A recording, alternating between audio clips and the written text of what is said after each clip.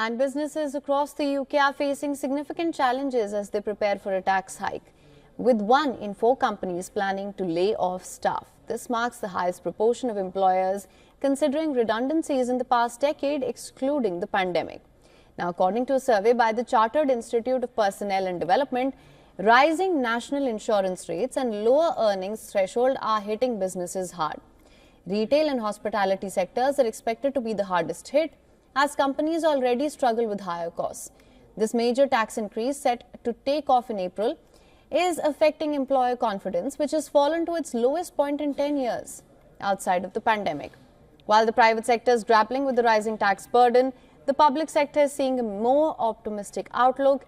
This follows recent pay rises funded by the tax increase. However, small businesses remain particularly vulnerable, with a separate survey from the Federation of Small Businesses revealing a steep decline in confidence. More than a quarter of small businesses expect to shrink in the first quarter of 2025, and over 67% of small business owners cited the tax burden as a critical barrier to growth, with new regulations like the Employment Rights Bill adding to the strain. As the economy shows signs of stagnation, the government's £25 billion tax is exacerbating the situation. With GDP growth nearly flat at just 0.1% in the final quarter of 2025, the private sector is struggling while the government spending and borrowing continue to drive minimal growth.